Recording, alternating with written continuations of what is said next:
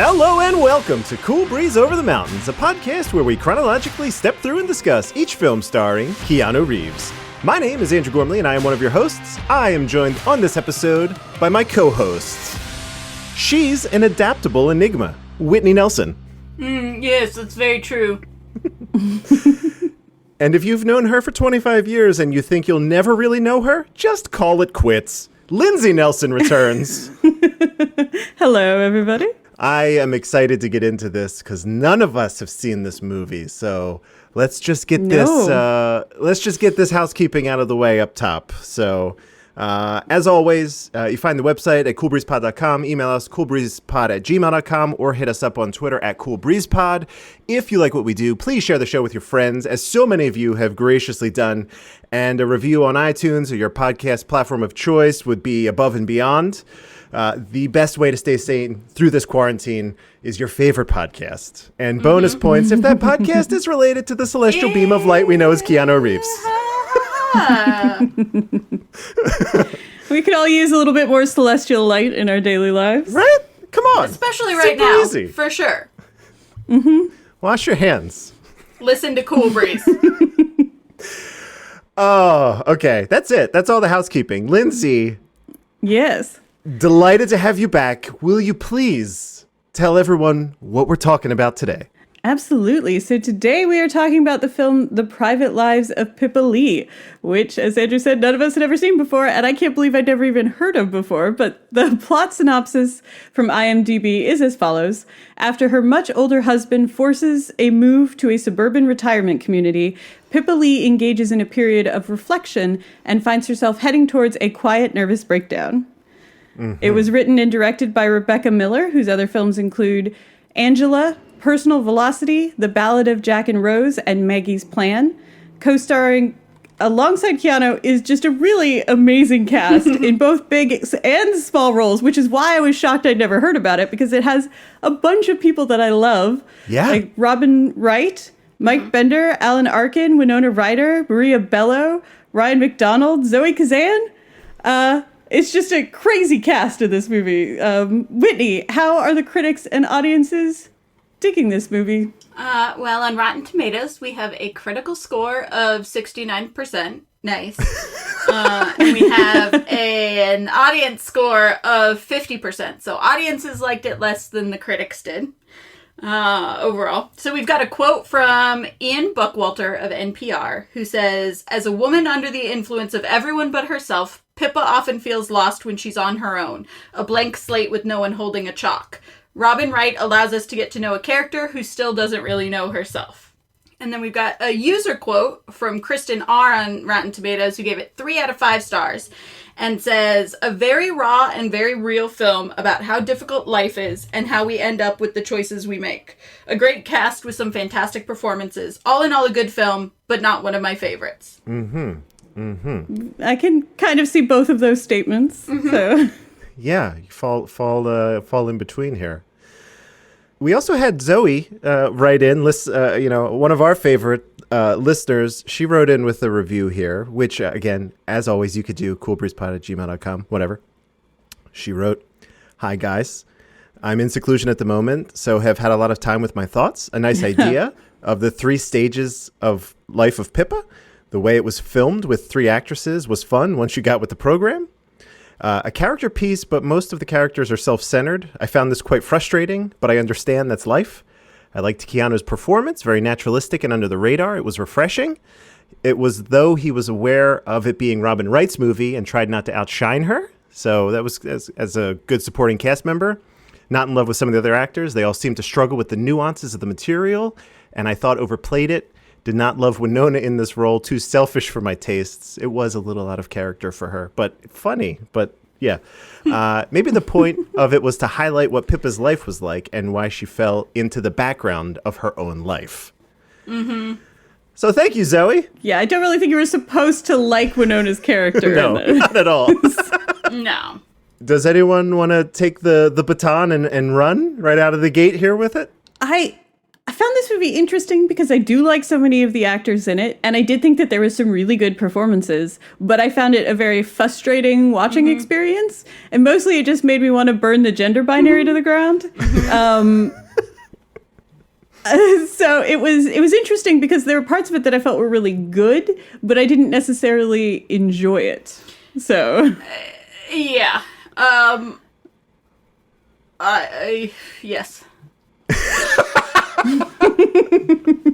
I'll let you finish your thoughts first, unless that was your thoughts. I mean, that was most of my thoughts. I thought, like, the pacing was pretty good. It moved well. In fact, a lot of stuff happened in a fairly short amount of time. It was definitely a, crisis point in her life. The plot was...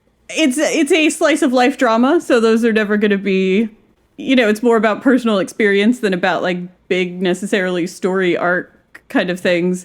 But I thought that it was, it moved pretty well, and you definitely had a clear idea, I think, of what was going on. Character development obviously was the main focus of this movie, and I do think you got very distinct, even for really small parts, like Julianne Moore's character and stuff. I think you got a real sense of who they were. So, I think that was originality of the story. I don't know. I mean, we've had a lot more movies about, like, women leading quiet lives of desperation. I'm trying to sort of put into my, like, a mental timeline of when in all of those movies of women leading quiet lives of mental desperation this came in, to know if it was really original at the time or if it's, falling somewhere in the middle. Because you definitely got flashes of, like, the Glenn Close movie from last year's Oscars, The Wife, and stuff like that. I thought, like, the cinematography and editing and stuff was all very competently done. Nothing that really wowed me, but all was, like, nothing that stood out as being bad or jarring either. Keanu, I thought, was totally fine in this role. Like, it did make me think, because we talked about in the last one, how many times has he played Jesus? How many times has he played the younger man? It's like a major staple of his career. Everything from Dangerous Liaisons. He's the younger man and also Jesus. Right. He's the younger man with Jesus fully on his torso. Yeah. One. So, yeah. And he's definitely the manic pixie dream boy of this movie. So, yeah, that's true. Yeah. Whitney, have you had a chance to compose yourself? So, it's an incredible cast, and I feel like all of the acting was top-notch acting from everyone across the board. But I think that everything... the flashing back and forward, just the pacing of it, I feel like it was trying to be manic, to put you in this, mood of this woman who's breaking down and... her mom's on speed, and so, like, they make it manic on purpose, but I don't feel like it flows well. The transitions are awkward. There's so much past and then present, and that's fine, because I've seen a lot of movies that do that well, but the scenes are often, like, complete polar opposites of mood, and I think that works against rather than reinforces the idea of, like, this being kind of manic. I wasn't able to ever fully, like, get into it, because immediately you're thrown into another scene that is contradictory in mood to the scene you just saw. I think the whole thing worked very well as vignettes, because it's a well-made movie. Like, it looks nice. I am predisposed to, like, sort of wry period pieces dealing with mental health, like The Virgin Suicides and Girl Interrupted, and all of that's totally my bag, so I loved the flashback stuff. Yeah. But I think that as a whole story, it worked against itself in the end. I liked Keanu. I thought he was convincing. I mean, he's very low-key. I definitely think he's a side character and working to not outshine anyone. But, like, all of the women, all of the female characters in this movie are just, like, right on the edge of insanity. And they've all been nudged there by the men in their lives, who are either woefully ignorant or cruel or both. And there's not a single solitary stable female character in this movie. And really, I mean, there's not a single stable male character either, but it's more pronounced with the women. And so that, I feel like that made me a little bit, like Lindsay talked about burning down the gender binary, I feel like there was a lot of, considering that this is a female filmmaker, I am surprised at how within the sort of stereotypes of women breaking down and spiraling, it did not bring a lot of realism or nuance, I think. The only thing that brought realism and nuance was the fact that all of the actors are incredible. I just feel like it wasn't particularly revelatory either. Essentially, the filmmaker is like asking, why would a good girl go bad, and why would a bad girl go good? And the answer to both is the same, because her mom's a nutcase. But I feel like the ending totally undoes the whole thing of her trying to find herself, because it ends with this woman not solving any of her problems and not figuring out what she wants or what's like drives her, but instead going off with another guy, which is how she got into the marriage she didn't really ever necessarily want to be in. And so I feel like it was just kind of another, nothing was resolved either for her mentally or for me as the watcher.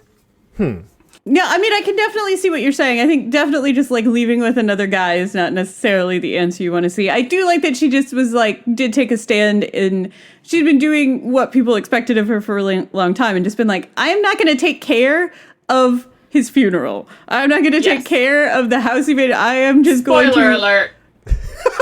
Yeah, fine. try and figure out what I want to actually do instead of just doing what is expected of me. So that was part, but yes, she does in the end. What she wants to do is go away with another guy. So that is, you know. Right. Overall, I enjoyed it. I think that the dialogue was a little over the top, but again, the incredible cast sold everything. It looked great. Yes. Like I loved the sort of color palette of the movie, both in the modern, like, cool blues and then the flashbacks of the more, like, orangey browns. Yeah. I thought that was really cool. I thought that they, I liked the three actresses as well. None of them particularly looked like one another, but I feel like they all did a very good job of being the same person at different stages in her life. So I think it's compelling. And I think, like, I enjoyed it overall. But I really think that that's just because of the talent of the actors. I think the script's not great. I think the directing isn't great. I think that the editing wasn't great. So I'm definitely in the pro side of, like, middling, but I'm definitely middling. The only one visual moment that I thought was really weird and disjointed was that whole really quick animated sequence of what the her passing the baton. What was that? What was that? Hell was that? Otherwise, the visual language was very consistent, and then this was like totally out of the blue. Yeah, that felt that felt very bizarre. I was like, that's a choice. Time was spent. I don't know if the effect was... Money was spent? Yeah, there's like a whole voiceover, like an announcer. I don't know. I don't know about that part. This movie, I liked this movie almost in spite of it, right? Like it was, like from the get, you have that dinner scene, and I was like, like everything that everyone was saying at that table is like, oh, I'm gonna hate this. This feels like a movie that I am going to, like, I don't like any of these people. And then like Robin Wright is just a standout performance in this. Like you see, like the look on her face can go from joy to complete crushing despair in like a moment, and it was really cool to see, especially like some of the sleepwalking sequences, which were jarring again, where she just like Tyler Durden's her way. Like it was like, oh, now I'm here. It's like, oh, all right, I guess we got to now keep up with this thing too. Yeah, I did not particularly care for any of these characters other than her.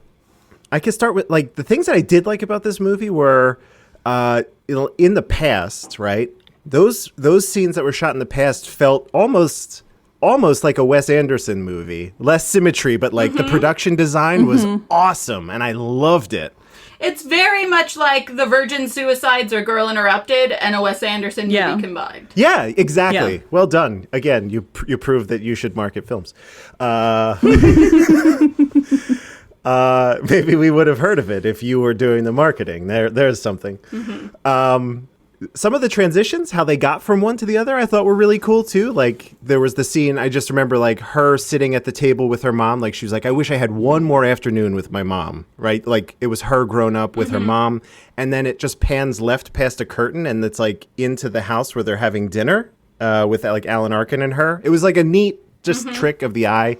They did that a couple times in the movie. I thought that was like pretty effective rather than have like a cut. I like stuff like that. That's very specific to me, though. No, I thought that was a nice shot. I like that too. Unless you're Pan's Labyrinth and you do that pan cut 50,000 times in the length of one movie, and all I can see is the rotating camera pan cutting to the next thing. Right, don't do that. That was the only bad thing about Pan's Labyrinth. The only bad thing about Pan's Labyrinth was weirdly all the pans. Too much panning in Pan's Labyrinth. This plot, I feel like I liked it just fine. It was like, and it was some of it was very on the nose, like where she says like, It's a lot of selfish white people nonsense. right, and I can only tolerate so much of that. Like we have to tolerate that in life sometimes, like in general life. So I don't want to like escape to that. Also, They're all very, very privileged, and like not to say that any of their problems are not real problems, but also everyone is so self-absorbed and self-involved that they don't see what's going on with any other character, which it's hard to watch a movie when you don't like any of the characters because they're all kind of asshats. Yeah, and it is hard to really feel sympathy for them because they have money to solve a lot of, they have options in a way that other people don't because of their money, you know? Yeah. So it is hard to really get invested in their troubles. But Right. you were saying about Alan Arkin? Alan Arkin is a fantastic actor. Like everything he's in, he's a 10 out of 10. And like in this, he is supposed to be like an asshole, like a philanderer, like an ass. And I'm like, he did it. Like, and I believe it. And I hated him. Like I did not like his character.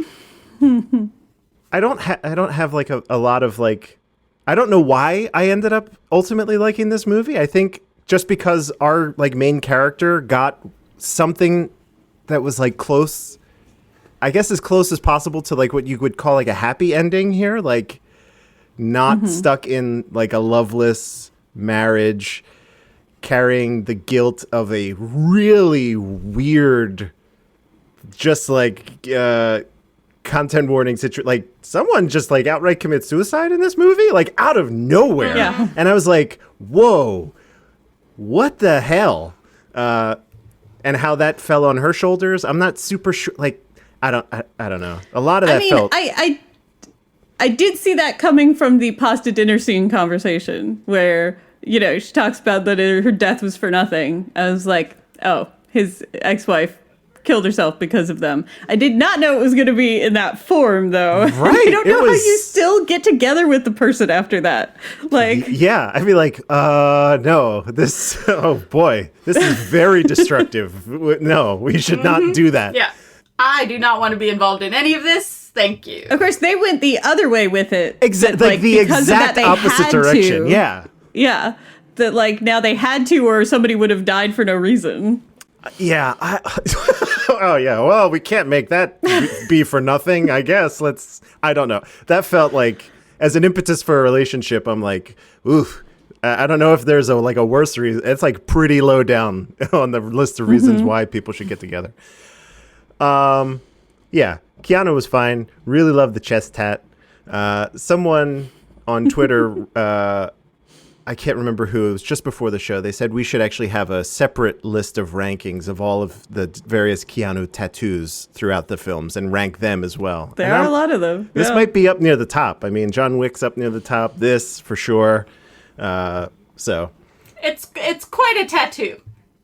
That's all I'll say about it. Which I do have to say, in the sex scene, whole I thought thing. it would be very hard to have sex with somebody who has like a full Jesus on their torso. Right. I mean, and It would just be distracting. Yeah, if your eyes wander like 3 inches down, you're looking right at Jesus Christ. You're like literally eye to eye with him. So He's just watching you the whole time, and that Right. feels like it'd be a little off-putting. A little yeah. bit of a mood killer. Yeah, I Yeah. mean, Jesus is always I mean- watching, apparently, but in this case, he would literally be watching. But you can pretend he's not in other times. You could Right, not. out of sight, out of mind, Keanu yeah. Reeves in this movie. Yeah, you can metaphorically like put his picture face down on the bedside table. You can't with the Exactly. tattoo. No, it's there. It's there. I also very, very much hated the like Robin Wright's best friend is like Alan Arkin's best friend. Like they've been friends since they met at that beach or whatever. Yes. But he was like in love with her the whole time. I hate it. Yeah, it's not great. It's like such a I mean just like all the other stereotypes about like it's very heteronormative, but it's also like playing into all of these stereotypes that I think are very like hurtful. And I think that whole like I've been in love with you while you've been married to your husband for 30 years or whatever is just not interesting for me to see. Right. That's Yeah, not a... I don't know. I think some of these things are stereotypes because they have been cultural norms. And I think that's part of what this movie was trying to talk about. Like when your job is being the wife. This movie was clearly a lot about that. I mean, that's in the opening dinner scene. The best friend who's been in love with her forever gives a toast about how she's the perfect, wife as occupation to a great man kind of thing. Right. And that's what he always saw in her. And that's, I did like the line of like, I don't want a butterfly lamb anymore. So you don't really want me because Yeah. I'm done with that whole thing. But that all of her friends were just like the wives and stuff of her husband's friends, and that being part of that being the wife as a profession role, Yeah. And as much as I like the actress Zoe Kazan, whatever her name, I did not like that. I did not like I didn't like the son. I mean, again, it goes into everything. I did not like. Well, her children were terrible. They were and also, why were awful. they in the movie? And also, why were they so shitty? And also, why did Zoe Kazan hate Robin Wright? It's impossible. First of all, you're right. It's impossible to hate her. I get it because they mention it. I think she mentions it. Robin Wright's character mentions it. when they go to her childhood home. Right. and- It swings, the pendulum swings so far in the opposite direction. So she was too close to her mom. Now her daughter wants nothing to do with her. I get it. Yeah, I definitely got the impression that because she didn't want to smother her daughter in the same way and make her daughter feel like her happiness and stuff was dependent on her, that she just felt like she wasn't there to her daughter. Like Yeah. she was somebody in the background always doing stuff, but she wasn't a part of her life. And that's why the like closeness with her dad, Totally. I mean, I get all of that, but like, we don't need to inject an animosity in their relationship in this movie. Like, it doesn't do anything for anybody. You know what I mean? Like, it doesn't help the plot in any way. She could have just been, like, away at school and then comes back when her dad, has a heart attack. We don't need an extra layer of, weird family dynamics. I mean, I get it. I think it was to emphasize the way that nobody was really on the inside for her. Like, nobody knew her, the whole Enigma thing. And I agree with you that it felt like it was kind of superfluous, It just but I think that's what it was shoehorned for. into me. I know that's what it was for, but like I don't feel like it really served that purpose any more than anything else in the movie did, and it seemed, I don't know, it just seems superfluous. It might have been for that payoff at the end when you're like, oh, she told her mom to go for it. They're besties now. I don't know. I mean, more than that scene, I like the scene where she sees her smoking and she has a crisis about never really knowing who her mom was. Yes. I thought Yeah. that was a was good way scene. better. And That was way you better. need actors of their quality to do that scene that well. Yeah. I mean, this whole movie only works to the extent that it does because of the quality of the cast. there are things like in that specific scene that Robin Wright does that are like so fucking funny. Like she just pulls a plate that's like decorative off the wall and uses it as an ashtray, and I died. I was that killed me. I loved it. So good. The whole part from her husband having the heart attack and the like finding out about the affair, you just see her like tossing away all of her fucks. Yes. She does it so well. The way she just non-verbally is like getting rid of all of her fucks. She's just like one at a time. Tossing these away. It's really, really good. Yeah, that is the reason to like her performance specifically. But again, everyone else does like a very good job at making you not really care for them. But I just she was like magnetic. Everything she did. She was amazing. Yeah. She's always amazing. It's true. This I got vibes from this movie. Have either of y'all seen I Heart Huckabees? That David O. Russell film? Yes. I have, and I could definitely see that. Yeah, I mean, I liked I Heart Huckabees I like that way more. Like I don't know what that movie hit me at a time in my life, so it's one of those things. But yeah, I mean, it definitely for people our age, it definitely came at a formative moment. Right. When you really want to get into existentialism as a young person, yes. You're like, all right, the blanket. But I also feel like everyone comes out on the other end of stuff with a better idea of who they are. And we don't get that with the ending of this. I think that's the biggest difference, is everything's still up in the air when she's like, I'm going to go figure myself out with this guy 20 years younger than me. And I feel like we see her getting to the point of, now what am I going to do with my life? But we don't see any of the, now what am I going to do with my life? We just see the preliminary stages, which I think is part of the reason why I Heart Huckabees. I mean, it's funnier overall, but it's meant to be funnier. It's meant to be a comedy rather than this is sort of like occasionally comedy, but mostly drama. Yeah. But I feel like it's much more satisfying because you feel like people have grown.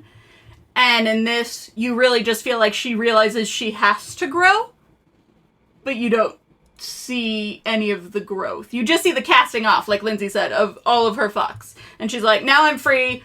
I can figure out what I want, but we don't see any of the figuring out what she wants. We don't even see a little, like, snippet of conversation with her and Keanu of saying, like, let's go away and I'll figure out who I am. Yeah. Yeah, that is a bummer. When I was on IMDb, I had seen, like, the writing credit. It's the writer-director, Rebecca Miller. She also wrote this. It was a book that she wrote. So I'm wondering if some of this stuff is like either better extrapolated or somehow like explained, or there's like an epilogue in the book that we didn't get. I mean, I was figuring this was a book from the moment it opened with the narration. I was like, oh, this is adapted from a book. But also I feel like a lot of the remnants of stuff that I don't necessarily think was necessary in the movie is like the author making a movie of their own book and unable to kill their darlings. Like, this author had probably, and I don't know because I haven't read the book, but probably had a lot more of that mother-daughter relationship with Pippa's daughter in the book. And so she felt like she had to bring it over into the movie when it really wasn't necessary at all. I feel like you need like a middleman to say, here's what you need in an adaptation and here's what you don't. I think it suffered a little bit from the book carrying too much over into the movie and just kind of muddling things up. Yeah, maybe. Yeah, I think that's probably true. I think some of the weirder stuff, like the whole animated relay race sequence, and even that has to have something in the book. There has to be a reason for it. You don't just bring in animators out of nowhere for no reason. Yeah, and even like we only get one sleepwalking dream, and it feels like probably in the book and stuff there was more of that. There's a lot of sleepwalking dreams. Yeah. So, yeah, I do feel like there was some of that kind of stuff that was like, oh, it's in the book, so I have to put it in the movie somewhere, when movies are just a different language and you don't have time for all the stuff that you have in a book. Yeah. This might be the same case as Whitney. What was the one that we watched with the motorcycles, where the two women who were in it were the writers and directors of it? What was that one called? God, I can go back and look real quick here. Me and Will.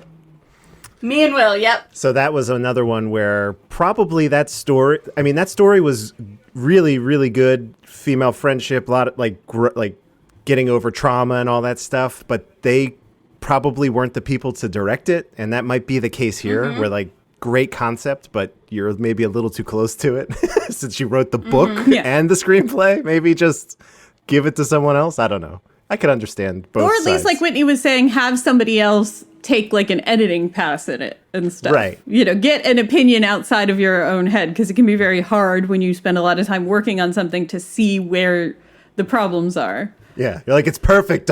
Don't criticize me. It's mine. All right. Do we have anything else we want to say about Pippa Lee here? Nope.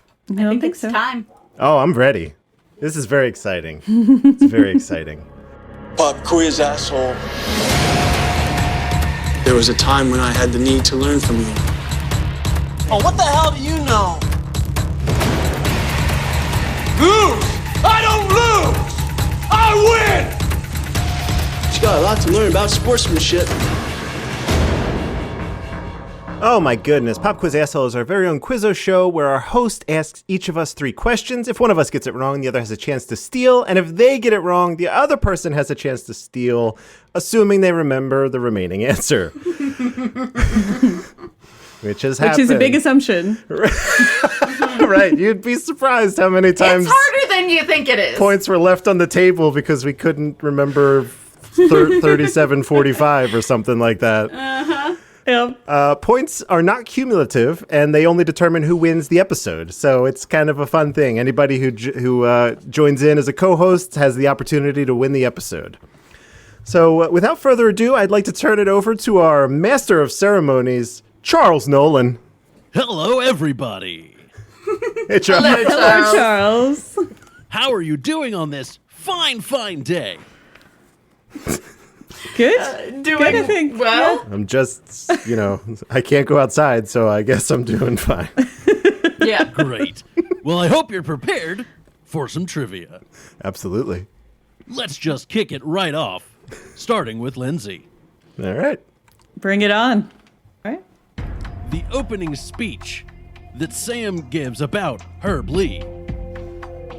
Sam states that he'd followed Herb through how many different publishing houses? Oh, God. Was it 3, 4, or 5? I think it was 3 publishing houses. That is correct. Nailed it. Woo!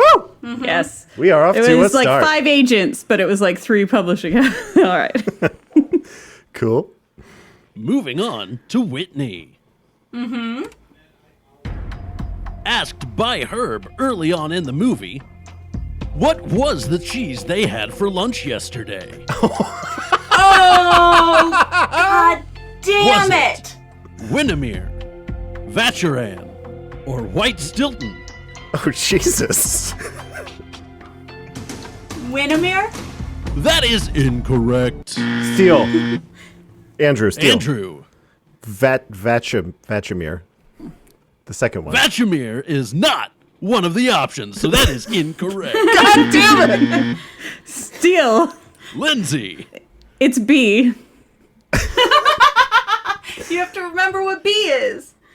I can't pronounce it either, but it's not the way. It's Vinchavir? No, that's too.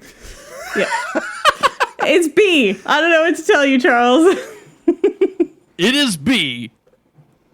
Vacheran. I don't know. What are we... Fine. Vacheran. God damn it. I didn't get it. I didn't. I couldn't- specifically, I don't think Lindsay gets that point. Oh no, the But points are not awarded. I specifically remembered her saying it and me being like, what cheese? I've never And I heard of was it, like, yeah. Because It's our very mother, strange. our mother Yes. has a cheesemonging certification, and I have never heard of this cheese before. Oh no. Wow. Right. I went with her to a cheese conference, and I don't know the name of that cheese. Yeah, it was Yeah. great. I sounds highly great. recommend if you can go to a cheese conference, go to a cheese conference because Yes, there's a I've lot gone to of one with her too in cheese. Santa Rosa. It's good times. Yeah. Does your But- mother listen to this show? No. No. Good. Good.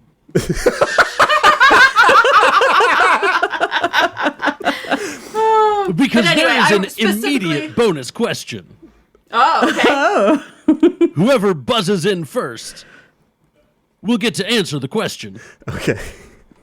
What type of wood is Vacherin cheese aged in? Oh, jeez. Is that Is it? Okay. A. Oak. B. Spruce. Or C. Yew. Ding, ding, ding. Yes. Spruce? It's spruce. Unbelievable. I was like, There you go. all right, there you go. See? All the cheese conference paid off. Even though I still never heard of that cheese, but It's fine. You're like, spruce is a common thing to age cheese in. I've heard it used to age cheese, and I've never heard of you being used to age cheese. So Can't that was my imagine whole that thought it would process. be good. Perfect. Moving on. Andrew. Okay. When we see Keanu leave his party, and the scene switches to Suki mopping the kitchen floor, we see 2 seconds of a movie on TV. God damn. What movie is on TV? Is it A. Holiday Inn, B. The Great Escape, or C. The House on Haunted Hill? I'm just going to go with The Great Escape. That is incorrect. God damn it. Steele, Whitney. Whitney. I feel like I would remember, but I'm just gonna say Holiday Inn. That is incorrect. Okay, there you go. Steel? Lindsay. The House on Haunted Hill? That is correct. All right. Damn it. Shocked I didn't recognize that. I'm very familiar with The House on Haunted Hill. All right. It was the "we're lucky she didn't fall in" line. Oh. Yeah, okay. Back up to the top of the order with Lindsay. When the dog, very sadly, gets hit by a car, what time is it according to Keanu's watch? Is it 9:45, 10:15, or 11 o'clock? 11 o'clock. That is incorrect. Steele. Andrew Steele. Andrew. 9:45. That is incorrect. Oh, okay. I don't remember what Steele. Whitney. 10:15. I'm sorry, say that again. 10:15. It was 10:15. Okay, there you go. Woo. Woo. Thank goodness my subconscious was paying attention on that one, because I was like, I could not tell you gun pointed to my head what the third time was, but I did. Perfect. Moving on to Whitney. What branch of Christianity did Chris, our boy Keanu, try to join? Hence his tattoo. Was it A, Jesuit, B, Catholicism, or C, Baptist? I don't remember. I'm going to say, just because of the full body Jesus tattoo, Catholicism. That is incorrect. Yeah. Lindsay Steele. Lindsay. Jesuit. That is correct. Nailed it. Good Lord. All right. Andrew. Pippa begins going to a class taught by Dot. What class is Dot teaching? Is it A, yoga, B, pottery, or C, painting? Thank you for sparing me this one, Charles. It's going to be pottery. That is correct. She tells her to shove it up her ass. For the final round of regulation questions. Oh, no. the score being 4-1-1. Oh, Yikes. that's about right.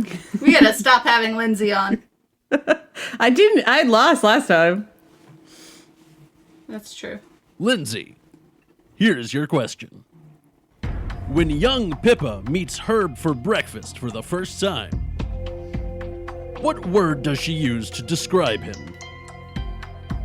Paternal, fraternal, or avuncular? Avuncular. That is correct. Yep. It's a good word. Yeah, I mean, I noted it. My brain was like, oh, you don't hear avuncular a lot. Classic writer move. Whitney. Pippa and Herb's bedroom has 3 decorative plates on the wall. 2 of them are primarily white. What is the primary color of the 3rd plate? Ooh. Is it A, blue, B, green, or C, yellow? Ooh, green? That is incorrect. Steel. Lindsay Steele. I heard Andrew first. Please, God. Be blue. It was blue. All right. Yeah. Ah, darn it. Oh, jeez. All right. All right, for the Clearly, Whitney was too busy taking notes and not paying enough attention to the TV. I don't know if Whitney knows what it's like to not lead in trivia. Burn. Not really, though, because she's won many, many episodes before. It so was more of Yeah. a compliment than it was a burn. it's a burn to me. A compli-burn? A compliment. All right. Ice burn. All right. Andrew, there is a fruit on Pippa and Herb's door. What fruit is it? Is it A, a pineapple, B, a pear, or C, an apple? It's a pineapple. That is correct. Yeah. Stupid detail that I was like, that's a weird looking door. I thought it was a knocker, but yeah, I guess. I'm not sure if it was a knocker or not, Thanks, Charles. but I can tell you what it was ugly. I can tell you that pineapples represent prosperity in Yeah. home decor. Ah, That's an so there it architectural is. thing. They're a symbol of wealth because they used to be incredibly expensive and hard to come by. In fact, in Victorian times, you could rent a pineapple just to be a centerpiece for the equivalent of $2,000 in today's money. See, this is why we have Lindsay on. Weird historical facts. Right there. Although Whitney has a lot of those too. I know. That's why you're both I here. believe I brought up the pineapple fact first. You did. It's just an extrapolation. Anyway, what were we talking about? Other than sibling rivalry? She got Charles at that one. We have 2 bonus questions on top of the one that was already asked. All right. So this is, as usual, buzz-in style. Perfect. Question number 1. What beer is advertised in neon in the window of the convenience store where our boy Keanu works? Oh, no. Me? Whitney? Whitney, Wow. Schlitz? it was not Schlitz. Okay. That was a hell of a guess, though. Jeez. All right. It was a bold move to guess before the choices had been given. It's just because our grandpa used to work for Schlitz. Nice. He's got choices. Wait, don't pull a Whitney. Just wait. Your choices are A, Miller Lite, B, Heineken, or C, Bud Light. Ding, ding, ding. Lindsay, Miller Lite? that is incorrect. Da. Jesus. I Miller Lite. That's what I That just is said. No, Bud Light. incorrect. Bud Light. Literally Damn It it. was literally Bud Light. Yes. Sorry. I was thinking about what she didn't say, and I said what she didn't say. Bud Light. That's what I was going to go with. That is unfortunate, because your guess was Miller Lite. Charles. God damn it. I had it, and I messed myself up. All right. That's fine. The final question of Pop Quiz Asshole. Winona Ryder does not interact with our boy Keanu in this movie at all. Even though she was in both A Scanner Darkly and Bram Stoker's Dracula with him before. However, another co-star of this movie was with her in Edward Scissorhands. Which actor Me. or actress was it, Whitney? Alan Arkin. That is correct! Woo! Nicely done. That's right. He was the Yeah. dad, wasn't he? Yeah, no, I thought was. of that too. Whitney was much more ruthless and aggressive with getting in there with the buzz, which is Hey. very important. Sometimes she So- doesn't wait for the answers, and sometimes it Yeah. works. She's I gotta demonstrated walk away it working. with some points on the board. How am I going to maintain my reputation? Who even am I if I don't have any points? Yeah. Exactly. Well, everyone, this was a fantastic round of Pop Quiz Asshole. It's great Yes, it questions. Well, thank you.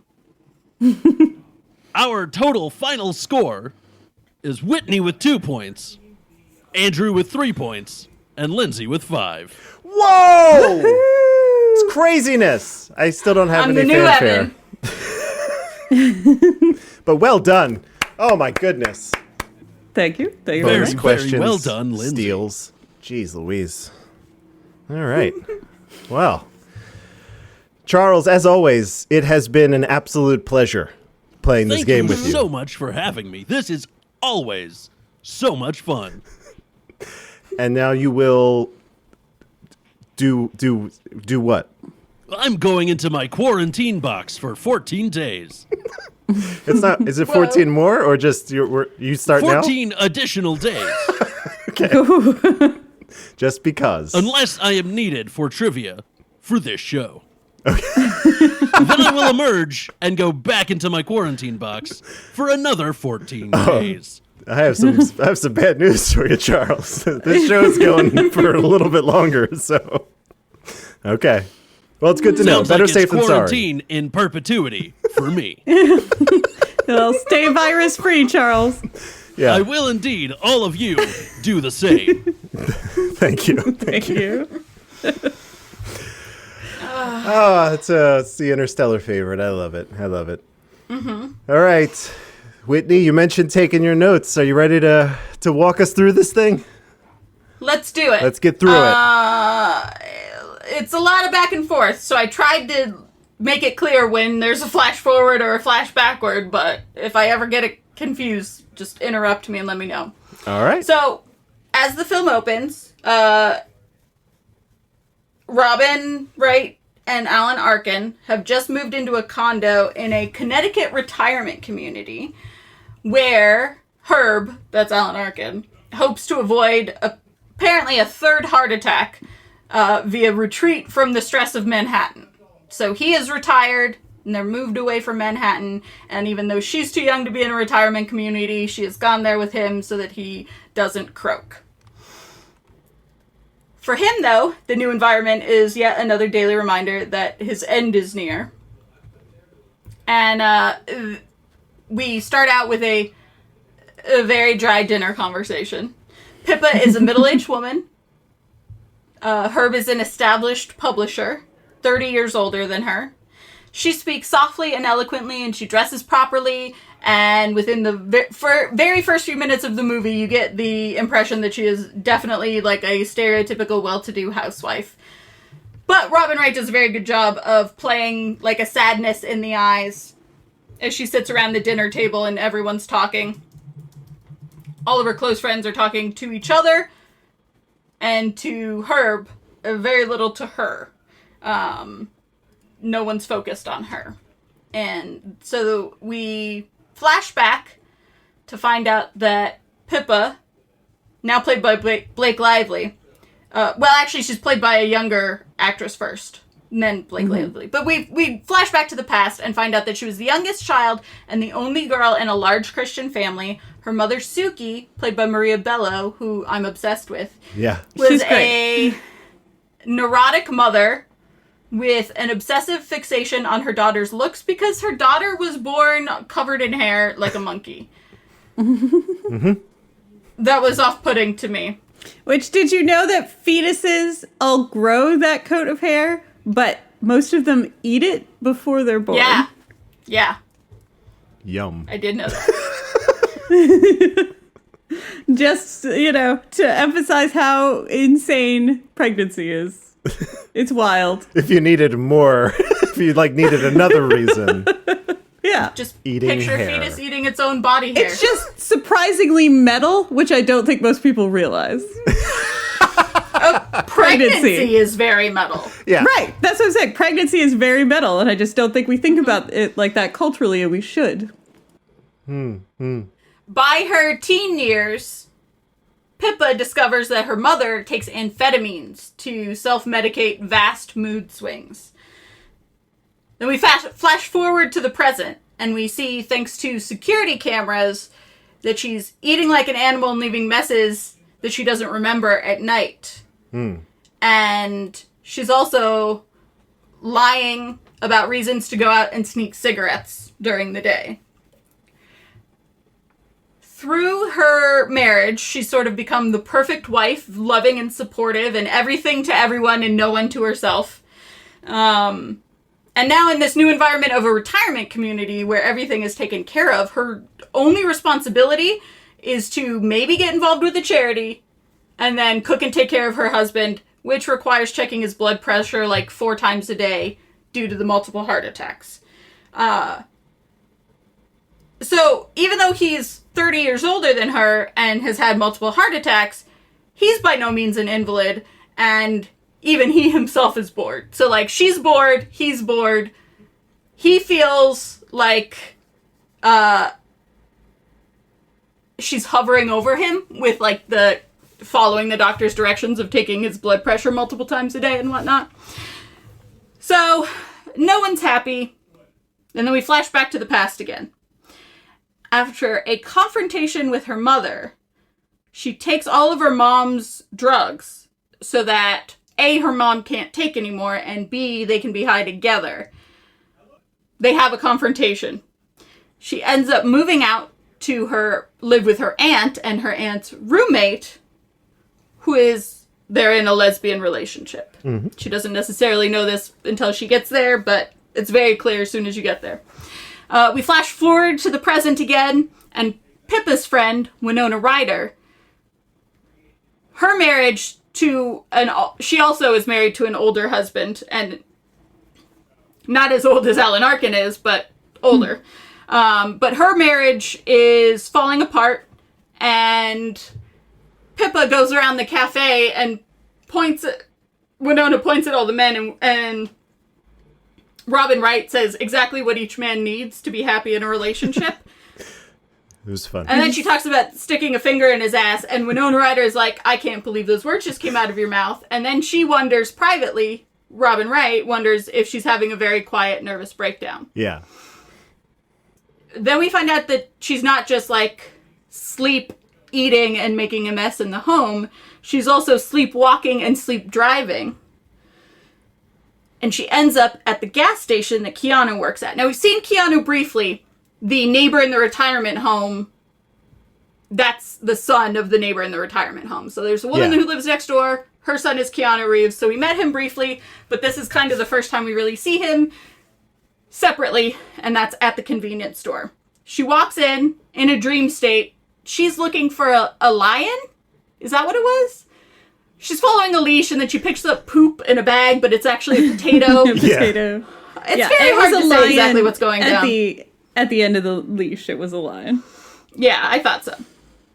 But anyway, I got way too focused on the picking up poop in a bag thing because they didn't have any animals, and I'm like, why would you be dreaming this in a dream? And it distracted me from the point that it was a lion whose poop she was picking up.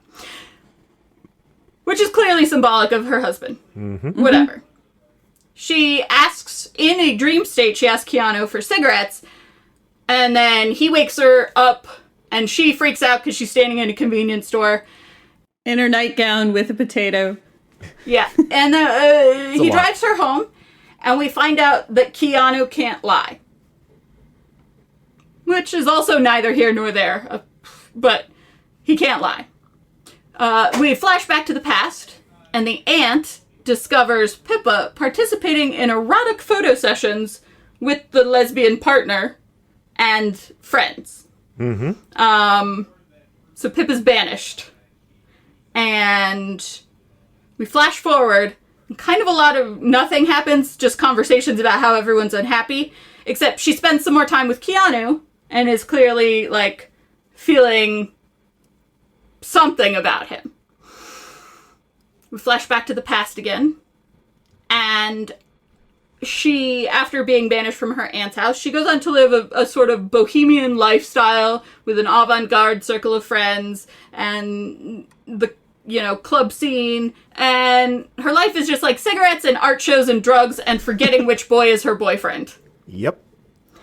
Then we go to they decide to get away from New York, and they go on a weekend jaunt to a beach. And there she meets a charismatic publisher named Herb Lee, who's 30 years older than her.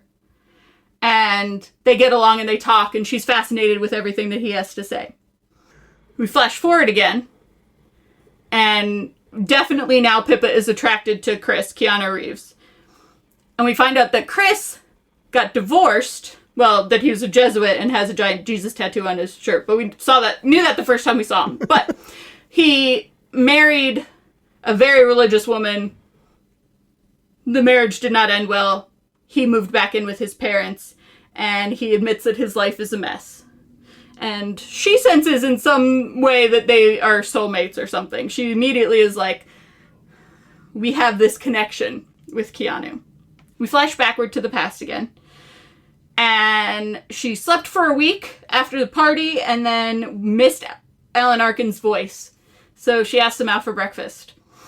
And she's falling in love with Alan Arkin because he's nice to her and has a lot of money, and he thinks things about her that no one has ever thought about her before, like she's smart and nice. We flash forward, and Pippa gets kicked out of a pottery class for insubordination. We flash back to the past again, and... insubordination, there's a great, there was a command hierarchy of the pottery class, Right. which she violated. So. Well, I think suggests. the pottery class, it looks like the pottery class is in the senior center, and this is part of her feeling way too young to be in a, retirement home, is she's not interested in doing things at the speed of everyone else, which is why I said insubordination. Yeah. No, I liked it. I'm just... We flash back to the past again, and Alan Arkin is sleeping with Blake Lively, young Pippa. They're spending all of their time together, but he's married. And he says to Pippa that she's his real wife in spirit or some bullshit like that. That made my skin crawl. But then, Blake Lively somehow goes over to their house for dinner. I don't know who thought that was a good idea, regardless of the wife. Don't invite your mistress over for dinner with your best friend and your wife. Anyway, Gigi is the wife. Gigi confronts Alan Arkin at the table over dinner about cheating on her, and Blake Lively is there. And then she pulls out a gun and starts waving it around. And she's waving it all around at everybody. And then she focuses in, she sort of hones in on Blake Lively. And Alan Arkin dives for it. And then we cut and hear a gunshot.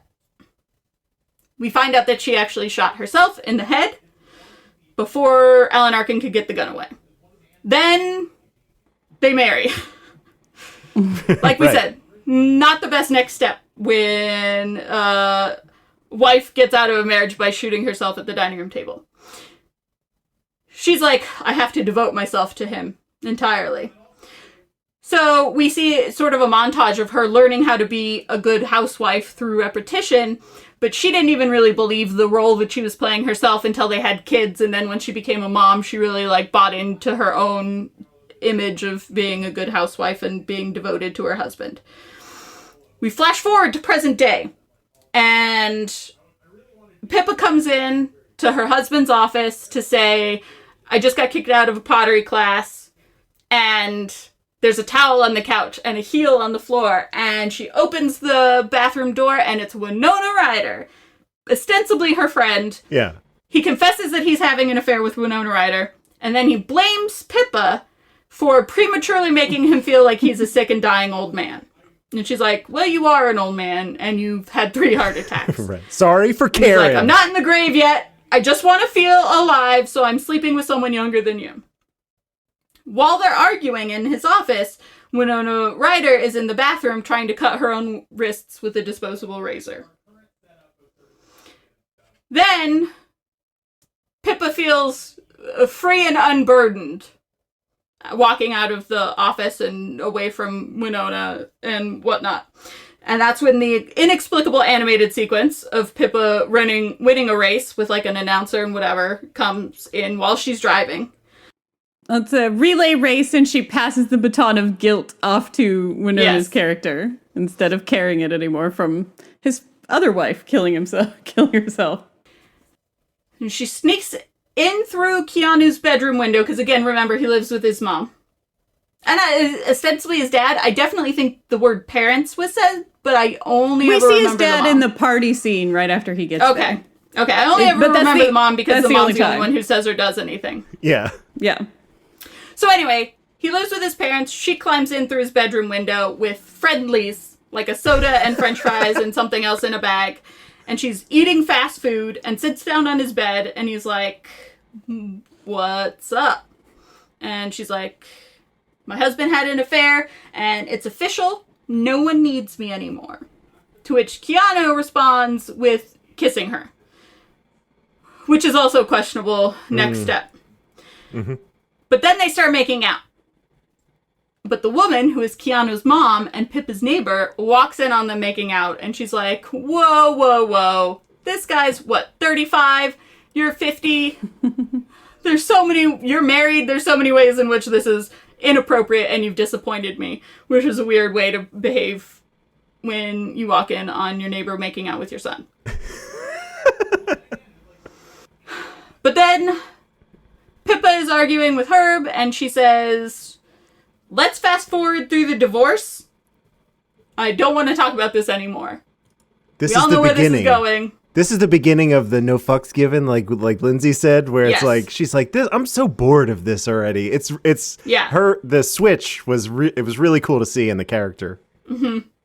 So she says, let's fast forward through this. I don't want to dilly-dally around. I'm tired. She can't find her car keys. She's going to take off, but she can't find her car keys. I think she hid them because of the sleep driving. But she goes back into the house, and she's searching, and she, looks in a pot, and she's whatever, and then she turns around and finds Herb, who's had a heart attack, lying in the middle of the floor. They go to the hospital, and he's brain dead, and he's on life support. Again, we still see her breaking with her life of subservience and casting off her fucks, and she has a conversation with her daughter, where it's sort of confrontational, but also comforting about the relationship that they've had and about her dad dying and et cetera, et cetera. And then she's in the back of a van, or Keanu's camper truck.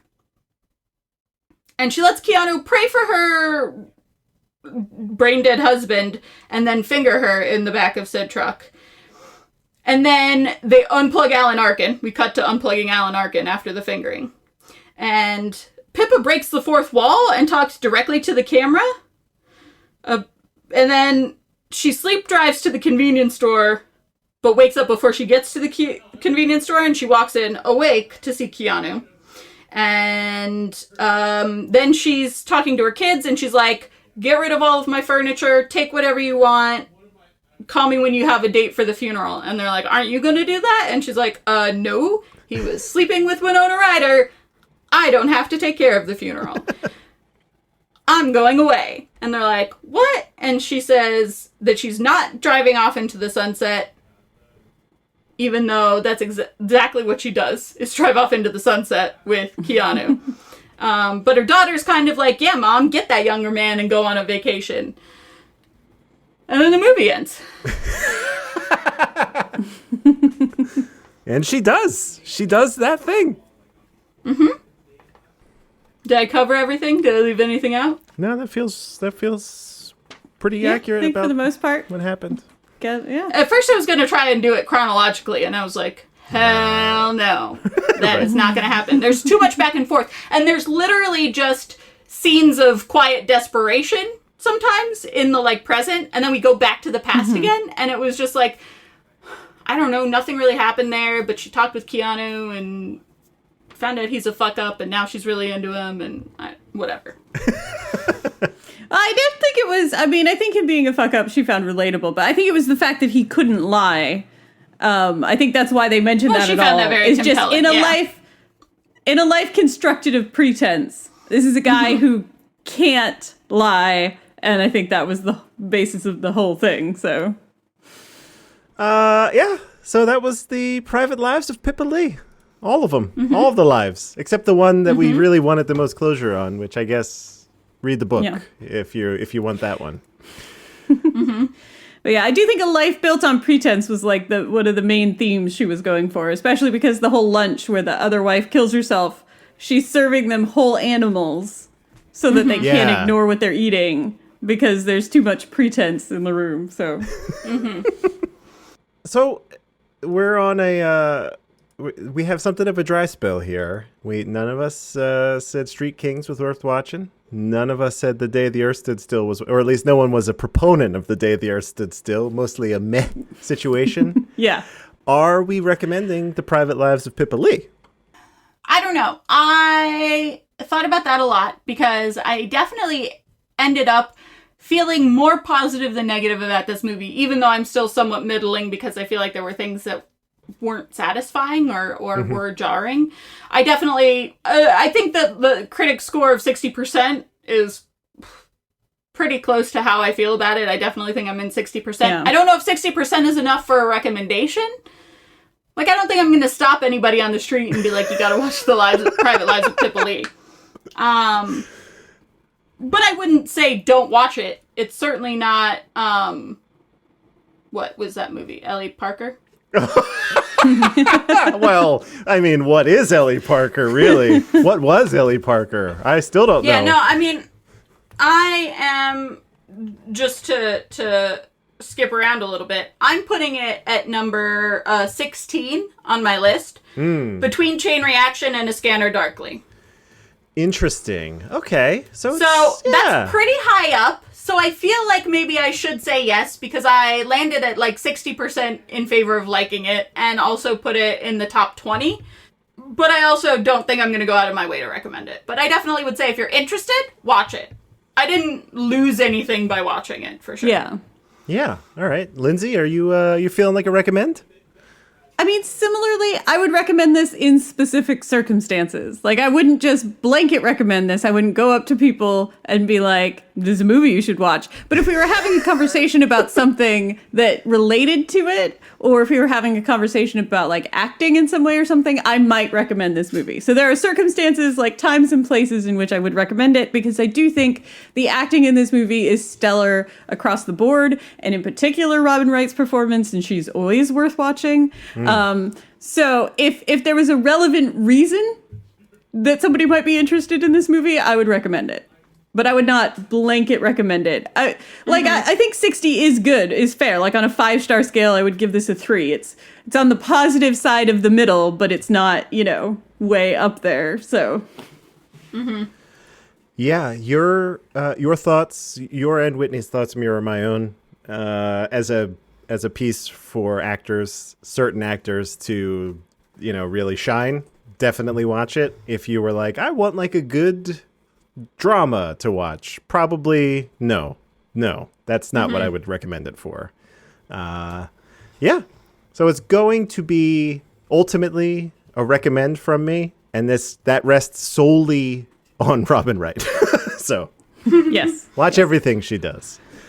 She's so amazing, and she does so much nonverbal acting in this movie that's really incredible. Like, Yeah. All right. So Whitney put this at what did you say? You put it 16. Above Scanner Darkly, but below Chain Reaction. I'm going to probably be a little bit more middling with mine and pop it in at 21, which is below The Gift and above My Own Private Idaho, which is weird now that I say it. But it feels, my whole list has been weird. After 10, I don't know what's going on. So You gotta go with your gut, So that'll be me. Lindsay? My smaller list of 6 movies? Yes. Yeah. I would put it at 5. I would bump the Day the Earth Stood Still. Down. And yeah. Perfect. Good to know. All right. That has been logged as such. Next week. Oh boy. We have another one. This one's called Henry's Crime. Never heard of it. Have we heard of the... I've never heard of any of these movies in this chunk of time of his career. It's amazing to me how much I've never heard of these movies. I do kind of look at it and I'm like, what was I doing that was so interesting? What was happening in life that, Because there's 3 years of cinema that I have not heard of a single one of these. Yeah. Nothing up until Man of Tai Chi. And I haven't seen Man of Tai Chi. I just know about Man of Tai Chi. Correct. Yeah, that's it. The Man of Tai Chi and 47 Ronin are films that I have certainly heard of. But again, I've never seen either of those. So I have no idea. And then... Yeah, same. And then the Keanu-sans happens at around 2014. And then, which we're coming up on is very exciting. But, let's temper that because we got to get through these next 4 or so before we... And you don't know, they could be wonderful. They could be. I go in hoping for the bad. I don't want them to be bad. Right. I mean, that's the good side about a movie you know nothing about, is that it could be like your new favorite film. Could be amazing. Yeah. If it cracks, some of these are going to... I hope a few of these crack the top 10. I would love to have something that was not like your traditional Keanu list, although I feel like it's pretty cut and dry what it's going to be. But hey, I could Generation or Henry's Crime might be my number 1. I have no idea. So I'm looking forward to that. I don't know who will be sitting in on that one, but we'll figure it out. Play it by ear. We gotta get Evan back in here one of these days. That guy packed up his microphone for moving his dumb house. No, I get it. It's fine. He'll bring it out of Moving house is a lot. Yeah. We'll bring him out of retirement, I swear. For one last job. It's always one last job. Just when you think you're out. All right. So as always, we'll be back next week. But until then, Whitney, where are you on the internet? I am at Whitney_Nelson, Nelsen on Twitter. And through that, you can find all my other podcasts. Lindsay, why don't you tell them about Historical Hotties? I like when she's on and I can just pass the buck to her. I wanted to give you the opportunity. Hotties. Yeah, so it's okay. Yeah. Historical Hotties is a show where we thirst after dead people. We talk about different categories of historical figure. Anything from ballerinas to civil engineers, and we rate their mental attractiveness, physical attractiveness, social impact, and je ne sais quoi. And coming up next week, we have equestrians. So it's a good time. We did brewers for St. Paddy's Day. We initially did equestrians because it was going to kick off into Derby season, but then everything was canceled forever. So now it's just horses. And we still like horses, Yeah, and then I think after that we're gonna do sculptors. Yep. Fun. All right. See, I learn things. It's fun and you learn stuff, which I don't know. I mean, that's the whole idea. Yeah, you don't learn goal. anything here, at least from me. But hey, that's why I have both of you. I think your opinions are more nuanced than you give them credit for. But thank you. Anything else you want to plug, Lindsay, for where people could find you? You can find me on Twitter at Lindsay Nelson, Nelsen, or on Instagram at Lindsay Cameron Nelson. And it is lots of podcast stuff and 70% gelato. So if you want to check out gelato, this month's theme is Willy Wonka. Next month's theme is going to be Alice in Wonderland. And then I'm going to be on Myth Takes, which is a real play RPG. And I've been on it before, but my character is back in for the new arc. And it should be fun. So my character is a demon was created to be part of the apocalypse, but does not want the world to end. All right. Okay. Cool. Check it out.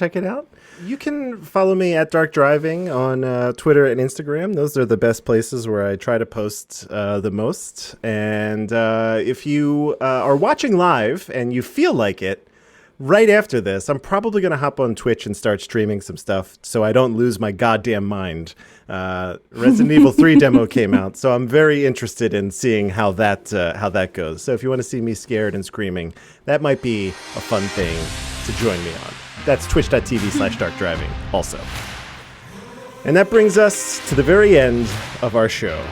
So, thank you all for joining us. And in the words of Bill S. Preston and Ted Theodore Logan, be excellent to each other and party on, dudes.